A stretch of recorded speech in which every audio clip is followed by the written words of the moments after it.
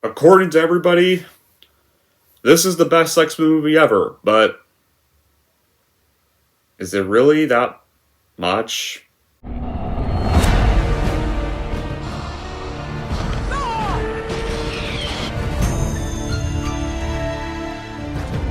were up, and they did. We're smart, and my...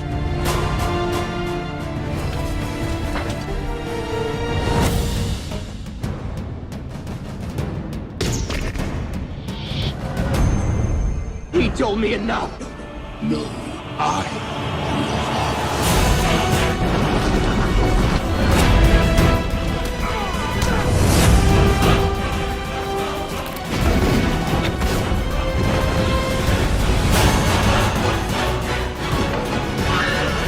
Here's Chuck.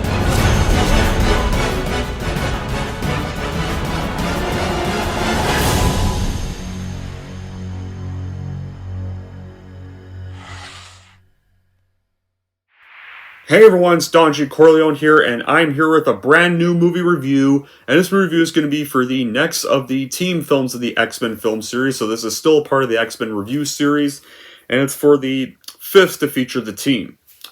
And this one involves a bit of time travel, and it's where Bryan Singer came back to the franchise. Right here. And it brought the OG team back for this brief bit.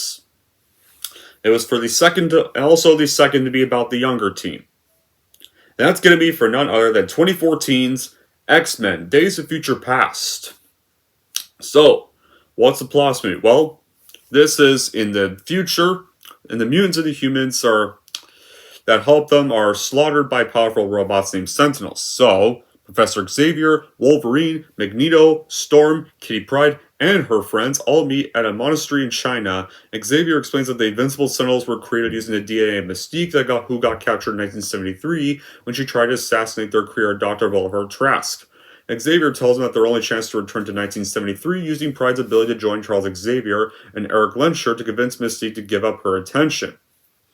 Right there. So yeah, it pretty much picks up where the post-credit scene of the Wolverine from 2013 left off, where Wolverine found Professor X alive, and even found to his surprise, found Magneto with him, and explained that even though Magneto's with them, there's no danger, and that there's something they need to discuss. So this is the thing they needed to discuss. It was the events of this movie, right here. So it picks up right where that credit scene left off. And because that means only Wolverine can withstand the damages of the time travel, so they send him back to do it. Will he succeed in stopping Mystique and his Sentinel program and save the mutants and their human friends from annihilation? Well, yes, and yeah, but not the way you think this movie's going to let him do it. But anyway, how was this made? Well, when Vaughn directed X-Men First Class, he was going to return to Days of Future Past, but then he left to go do Kingsman: The Secret Service. And at the time, he was also going to do the 2015 version of Fantastic Four, which he thankfully did not do. And thus, Bryan Singer, who directed X-Men 1 and X2 X-Men United, he came back for this one. And he brought along the crew from those productions, including the OG actors. And has a budget of $205 million, and the filming began in Montreal, Quebec in April 2013, and then concluded in August 2013. And additional filming pickups took place from November 2013 to February 2014. And 12 companies handled the visual effects. So after the movie was shot and marketed, X-Men: Days of Future Past would premiere in New York City on May 10th, 2014, and would be theatrically released into theaters for the public on May 23rd, 2014 by 20th Century Fox. And the biggest shock to a lot of people, at the time this came out, this got the best reviews of the franchise. People love the story, the visual effects, the action sequences, the acting, and the thematic elements. And some even liked it erased the movies they didn't like. Because that's what this movie does. And at the box office, at the time of its release, it became the highest grossing film to feature the team, with $746 million worldwide. And it became the sixth highest grossing film of 2014, and the third highest grossing film of the series behind both the Deadpool movies. And at the Academy Awards, like every other Marvel film, it got nominated for Best Visual Effects. So this was the first X-Men film to be nominated for an Oscar. And then, of course, 2 sequels were released in 2016 and 2019. But we also got followed up by 3 more solo films, the Deadpool movies and Logan. Now, as for my reaction, guys, and this is going to be controversial with the X-Men fans. Look, I get this is a lot of people's favorite X-Men film. And before people go getting all mad at me, I think it's good. So I'm not saying I think it's bad. I still think it's good before people want to get pissy at me. But I just don't think it's really masterpiece worthy. Do you guys want to know why? I feel like it's only praised because it has the original actors from the original trilogy back. And it erases the 2 movies people did not like. X-Men The Last Stand and X-Men Origins. That's why I think the only reason it's really praised is because it just has them, and it just erases the movies people think suck. I don't think Last Stand sucks, guys, but it is kind of disappointing comparison, but no, it does not suck. Like some people really want to claim it does. Now, erasing X-Men Origins, yes, that one does suck. I think even that movie sucks. I can definitely glad they released Erase X-Men Origins from existence, because even that, I think that movie is trash, and I can agree with people on it, because I can agree with everybody that movie fucking sucks. Even Hugh Jackman hates that fucking movie. So that one deserves to be erased from existence, but Last Stand is just really not that shitty in my eyes, and if you're erasing Last Stand, you're just kind of making the whole consequences and developments of the original trilogy just pointless. In a way, you're just kind of erasing the whole original trilogy, really. Did The Last Stand have problems? Yes. But at least that movie actually tried to properly adopt the Dark Phoenix storyline better than what the 2010s trash tried to do, which is going to be 2 reviews away. The movie just got ruined by meddling. Yes, I do hate Last Stand. I hate to pathetically throw out Cyclops and Mystique. Yes, Marsden was too busy to go doing Superman Returns, but they could have waited for him to finish his scenes, and then they could have brought him back and say that he survived his encounter with Jean Grey. They could have just did that. Yeah, even though I don't like James Marsden as a person because after he defended Dan Schneider, I wish they could have at least not killed off Cyclops. He did not need to kill him off. He sure didn't need to kill off Professor X either, because he just comes back in the credits. So that was also a pointless decision. If you take out the original team of this movie, and it was just a movie about the new team, would people really acclaim this film? Probably not.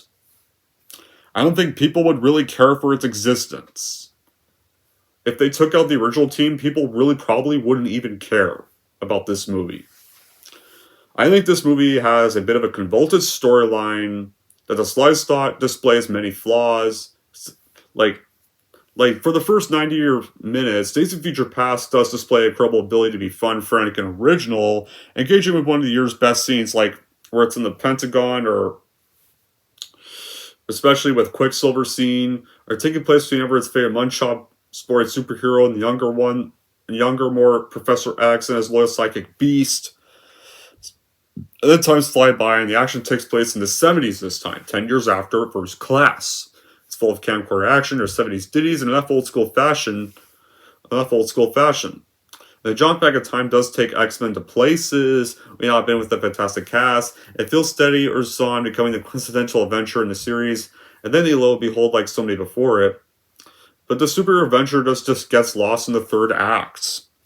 Days of Future Past just goes out to create a third act, not content with time, but multiple ones. And it's just a mess of a million different ideas flying about the screen all at once. There's mutants versus humans, Sentinels versus mutants in the future, and President Nixon and Tyrion Lancer, versus our heroes, and a whole bunch of other subplots and ideas to boot.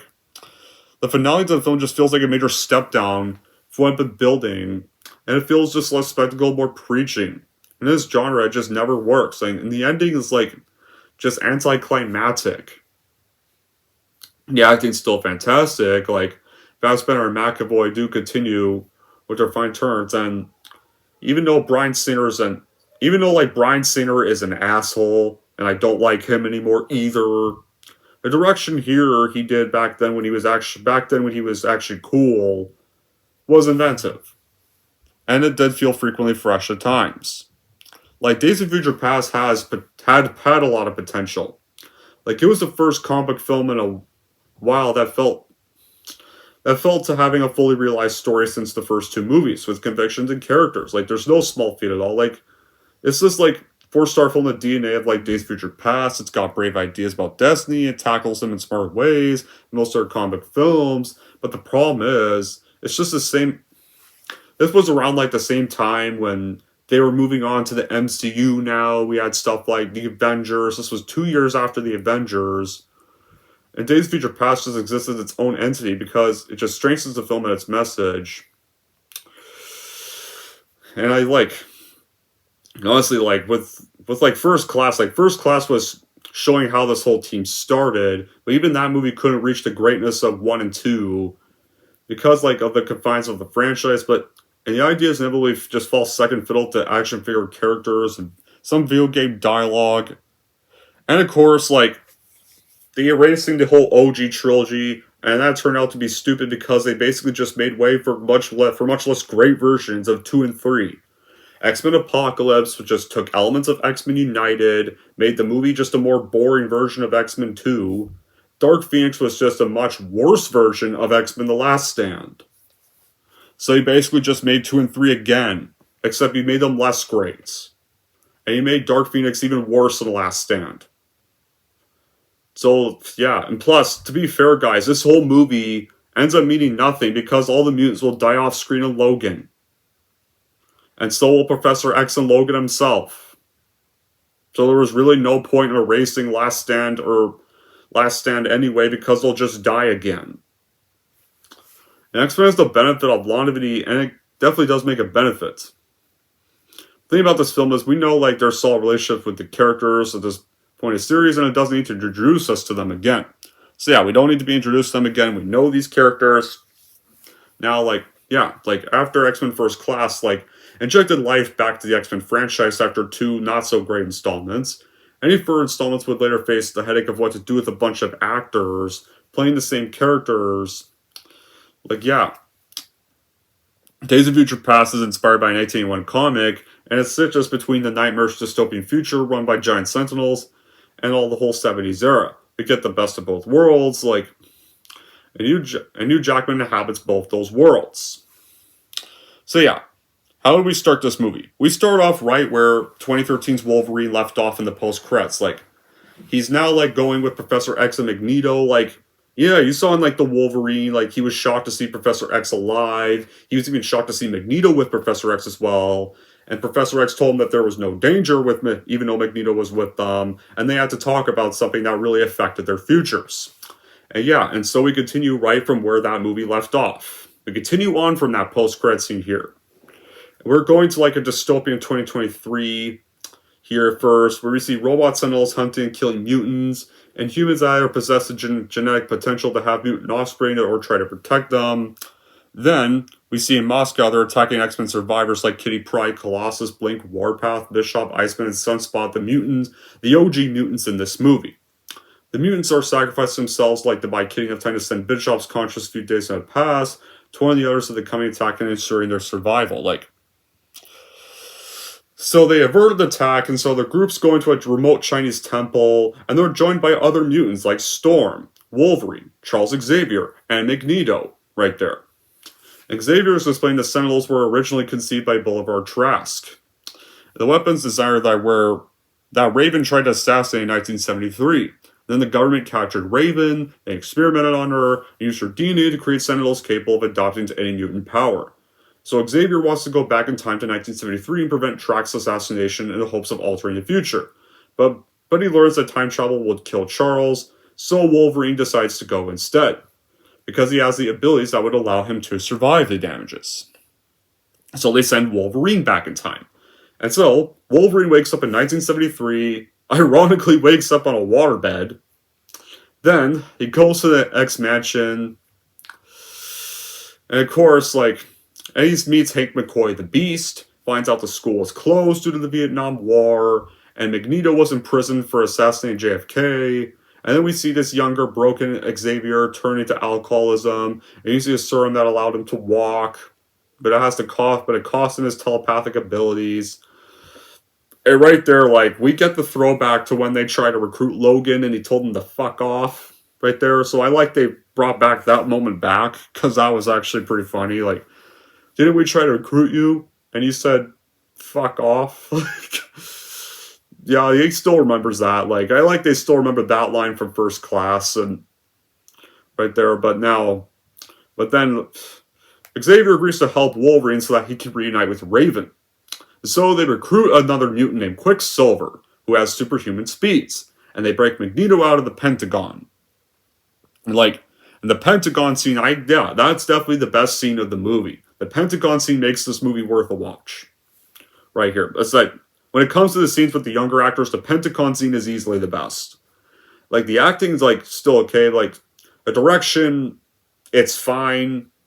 I mean, it's like, I kind of just feel like Bryan Singer was kind of just forced to come back so that this franchise could be, like, really great again and stuff. It kind of felt like Fox demanded, we're just wanting him back, just wanted him back.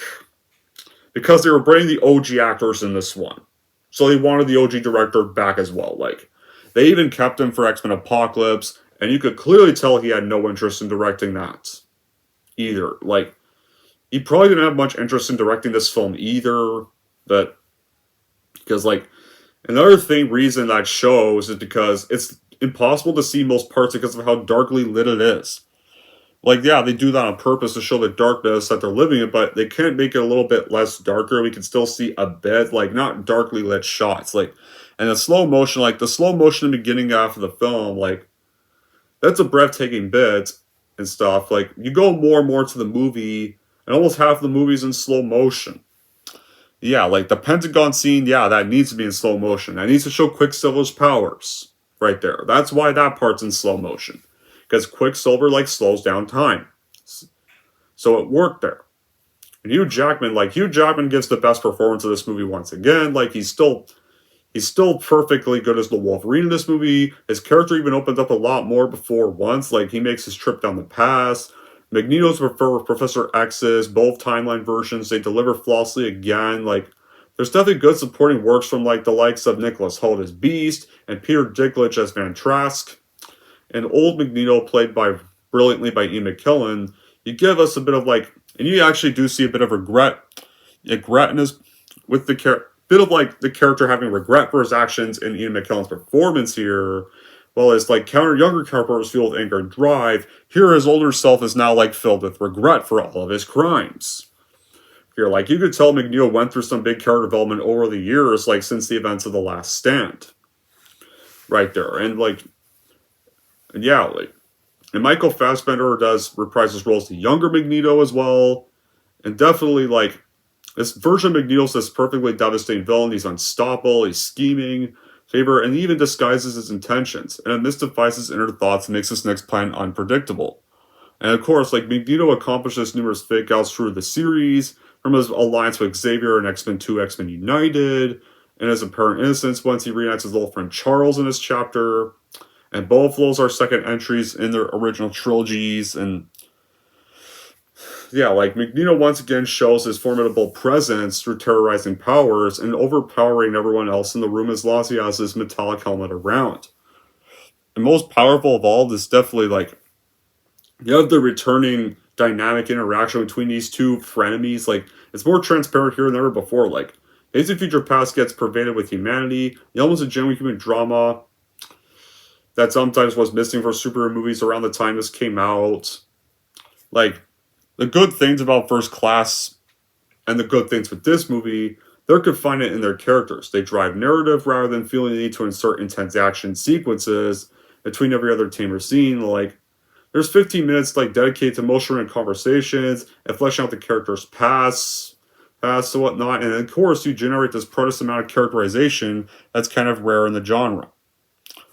And what the film lacks in humor and action, it makes up for it with the heavy-sided drama. It balance with forgiveness and justice, and the care you'll have towards our heroes, like, but the action is still rather lacking. And like, this was like 15 years after the first movie had come out, or 14 years. With like the X-Men being on the screen, the battling just becomes a bit repetitive around the time because back when Bryan Singer was cool, like he did 1 and 2. When he did 1 and 2, the action sequences were pretty well done here. And like you got the Quicksilver appearance, like it proves that dueling the fighting X-Men where McNeil once again is picking up something heavy with his mind, and see Wolverine slash his way through opponents, and like, yeah, like, and when it comes to the character of Wolverine in this movie, yes, his character's a little more open-minded. I Hugh Jackman does give another great performance as Wolverine in this movie, but this one, like, the problem with Wolverine in this movie is in 1973, the younger team scenes, he just doesn't do much Wolverine. He's only just used as a point of view character to just bridge the past and the future. And Peter Dinklage plays a government villain, Van Trask. But yeah. And his character just seems a little underutilized. Just doesn't do much. Like, Jackman does carry the movie in terms of character and acting chops through the cast in general, and it's definitely well chosen there. We just see so many of them, we don't really get much time with each. Like, so yeah. After like the first bit where they free Quicksilver, we then see Raven, and she's discovering Trask has been experimenting on mutants and then she wants to assassinate him at Paris Pizza Cords, which sets up the thing they're trying to avoid in this movie. But then Xavier, McCoy, and Logan foil her attempt here. Magneto attempts to kill Raven, thinking this is going to change the future, and then Beast fights him because he's still being a simp for Mystique. And Mystique escapes and publicly exposes the three as mutants because of her shitty-ass brain. So Trask takes advantage of this, convinces Nixon to authorize the Sentinel program. So that changes one bit. So right there, Mystique almost fucked up the whole timeline. Exposed all three of them. Wow. Wow, is this Mystique or even more of a fucking idiot? But anyway, McNeil then gets his helmet, and then takes control of Track's Sentinel prototypes and fuses them with steel. So they return to the X-Mansion, Xavier bans the serum, and then reads Logan's mind, and then can communicate with his future self, and inspires him to protect the relationship between the mutants and the humans. So Xavier uses his mind-tracking computer cerebral to find Raven, and then he, Beast, and Wolverine travel to Washington, D.C. to stop her from assassinating Trask.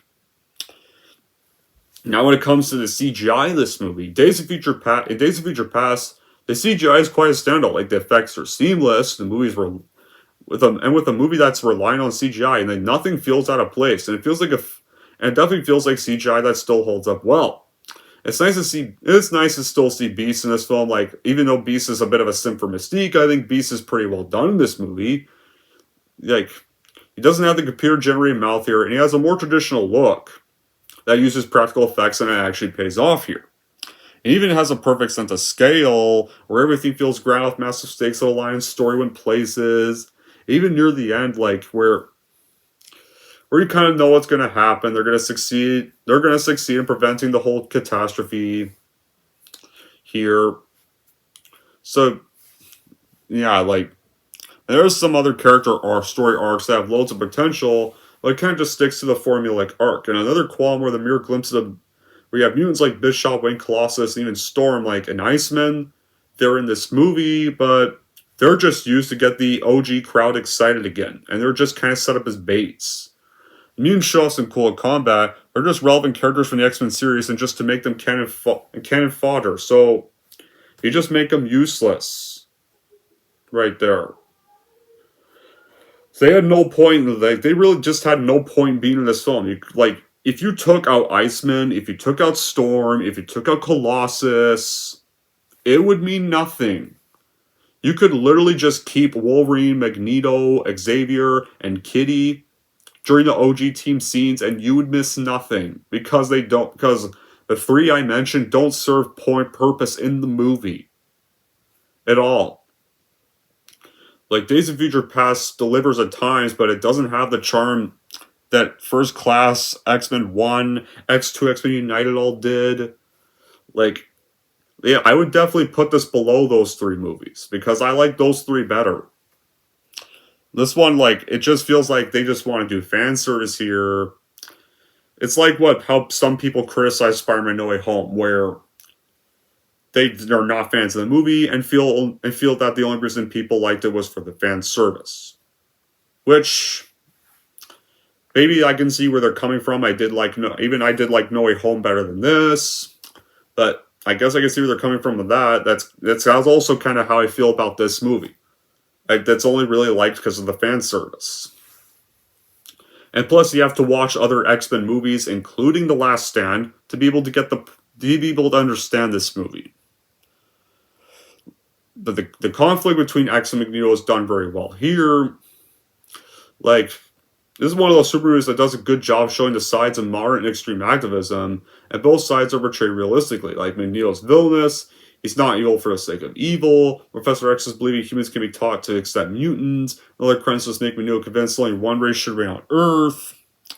Like, and the film does use time travel pretty well. Like, it's consistent and it does flow pretty well. We do spend time with Wolverine, Beast, Mystique, young Xavier, young Magneto, and some of them do play integral parts of the story. We get to meet the things of, like, where Mystique is responsible for creation of a new type of Sentinels that adopt each mutant's power and will kill them faster. And Sentinels that are created by Trask have the ability to target anyone that has the capability of passing on the mutant gene. And that's why, like, in the future, the Sentinels just took over the planet and killed off everyone. And there were some nice future scenes with the Sentinels showing up, and there's some good action set pieces there. And visuals, like, Quicksilver has the most memorable sequence in the film. His outfit could look better, but he definitely had the best action scene in the film. Right there. Like, that's my favorite action scene in the movie. When Quicksilver freezes time, when they're in the Pentagon, they're breaking him out. That's the scene I love rewatching the most. Really love that part there. But the things that don't work in this film are plot. Other things that don't work in this film are plot inconsistencies and choices. Like, you have Quicksilver, who is definitely the most likable character, and after his sequence is done, he just gets nothing else to do for the rest of the film. Like having him not only makes it more entertaining, but it provides more logical sense than bringing Beast. Like, this guy slows down time, makes a lot of the conflicts non-existent in a way when they're played out. Yeah. But that's the thing, though. It just feels lazy if you're just having him for one scenario, and then he just doesn't do much after that. And then when Magneto's gunning to kill Raven, he just shoots her in the leg, even though he knows that her blood is just going to be spilled and collected anyway, so if he killed her, it makes the whole point of killing her useless. Right there. So Magneto there kind of had a bit of a shitty plan. And now, guys, after our trio go to Washington, this is where the finale comes in, and it has some good moments, but it also has some not great moments. Because once you're at Washington, D.C., you get to a ceremony where Nixon unveils the Sentinels, and now our main characters are searching for Raven. Len Sure appears, then activates the Sentinels, then barricades the White House with the RK Stadium. And then during the battle, Len Sure then, pretty much, during the whole battle, this part, really ticks me off every time I watch this. Magneto impales Logan with a red bar, and then he's just thrown into the river. And then he's pretty much fucking gone for the rest of the final fight, so now his role just means nothing. Just out of the way, oh wait, this isn't about the OGs, this is about the younger team. So, guess what, studio? We need to impale Logan, we need to throw him to the river. Because it's not supposed to be about him, it's supposed to be about the younger team. Impale him, we'll just throw him out for the rest of the movie until the end.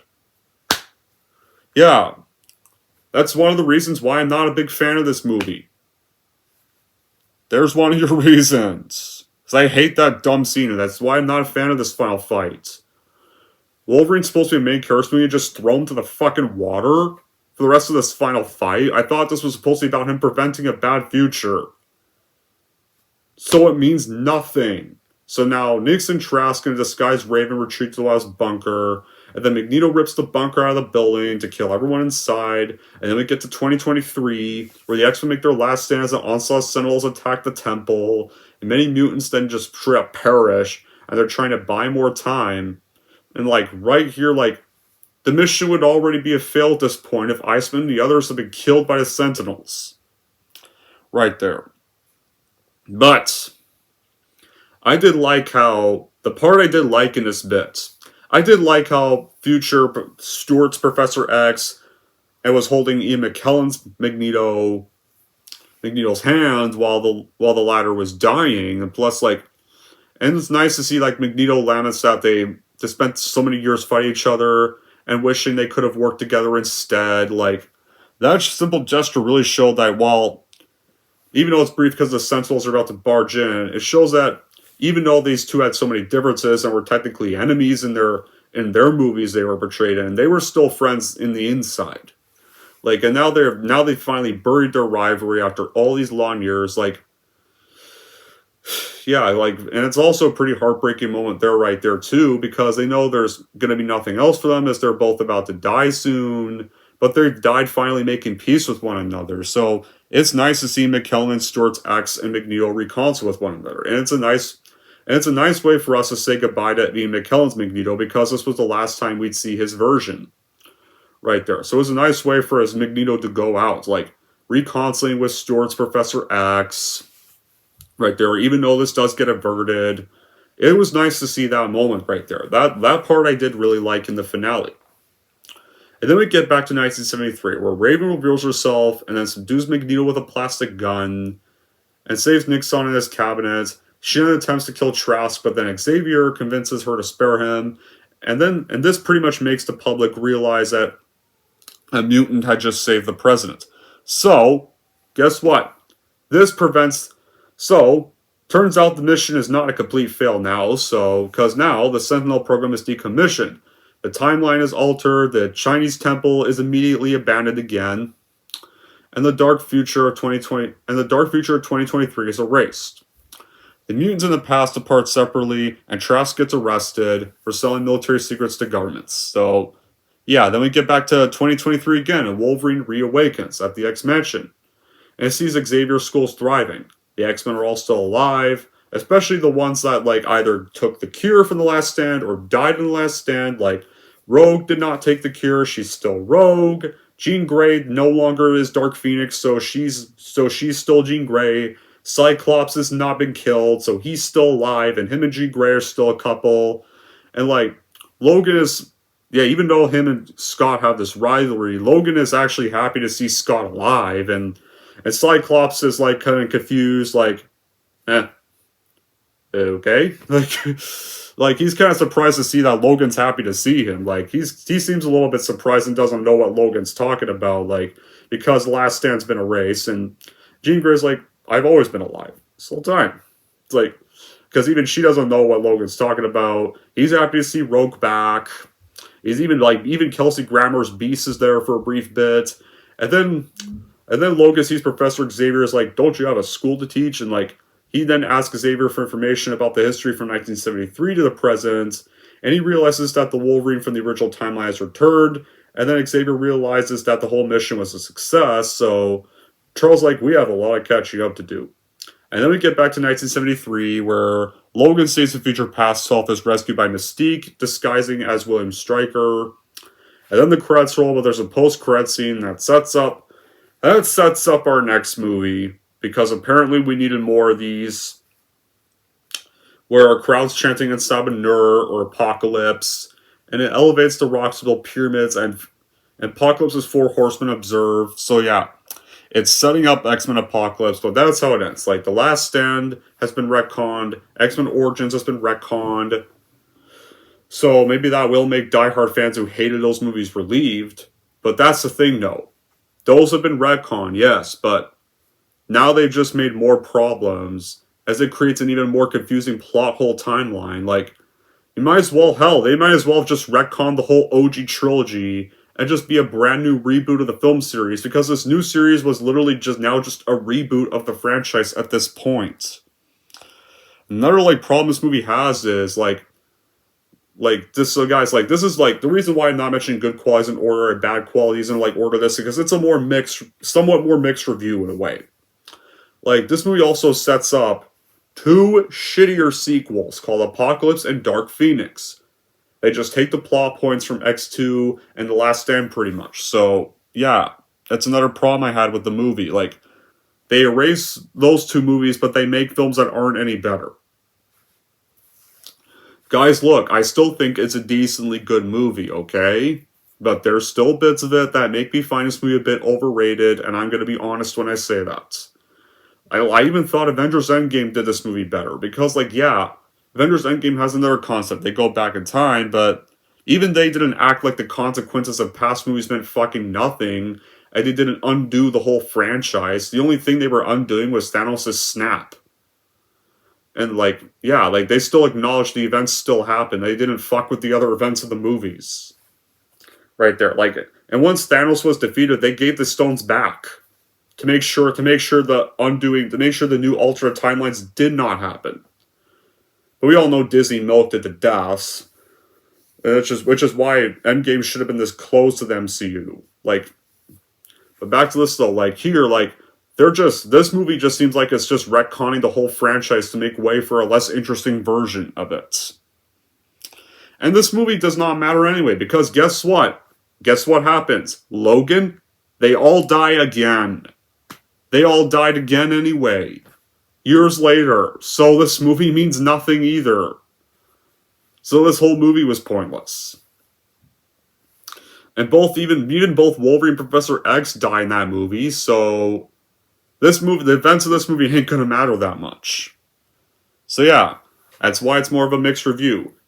I still give it a somewhat good score, but let's recap the good qualities. Like, the good qualities that the action sequences are sometimes good. The Quicksilver scene is definitely great. The makeup for the mutants and Sentinel designs are good. Peter Dinklage, he just gets nothing to do, but did fine for what he was given. And the OG trilogy cast is good again. The bad qualities. The scenes with the younger team are the least interesting.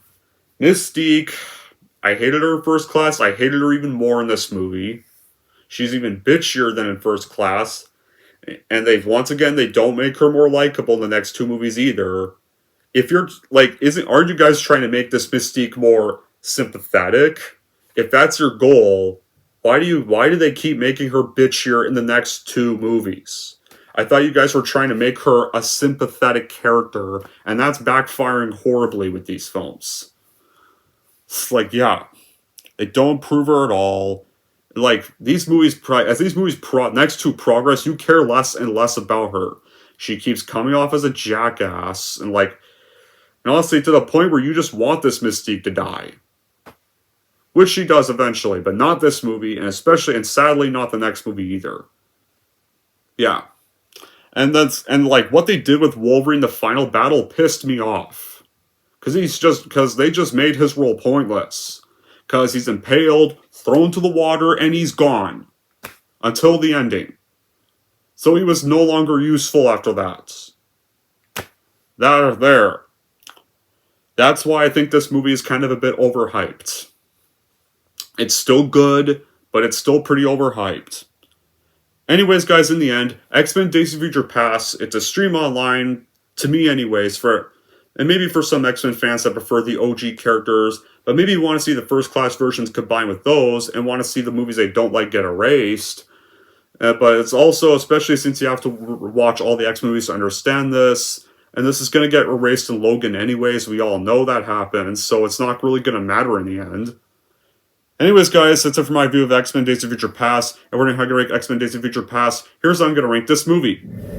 So overall, if you are a fan of First Class or an X-Men fan and are eager to see the OG characters come back for one final round with them, then I would just stream this one online, because this just feels like a movie more about the First Class team with a hit of time travel in it and just retconning certain events of the story that won't matter. 2017's Logan's going to erase all this regardless. And if you're wondering how I'm going to rank X-Men Days of Future Past, I'm going to give X-Men Days of Future Past a 7 out of 10. There we go, guys. That wraps up Days of Future Past. Now, I know you guys are going to get mad at me for not giving this a 10 out of 10, or are going to go telling me to go watch the Rogue cuts. Guys, I just don't have interest in watching the extended cut of this either, because I'm just not a big fan of this movie. Okay, now, if you're a fan of this movie, Each their own. People just need to respect them not. Alright? Like, I think it's good, but I have problems. But I don't think it's flawless. Like, some are just kind of making it out to be. There's good and there's bad things about it. I still give it a decently good score. But I would rather watch X-Men 1, I'd rather watch X-Men 2, I'd rather watch the Deadpool films, and I'd rather watch Logan over this any day. And it doesn't help that they basically set this up to make 2 really bad sequels that come after it. I did not like Apocalypse, and I fucking hate Dark Phoenix. And sadly, those are the next 2 reviews. At least I finally got those watches out of the way. But until then, guys, that'll be it for this review. Thank y'all for watching. If you like this one to see more, and don't forget to like, subscribe to Don G. Corleone.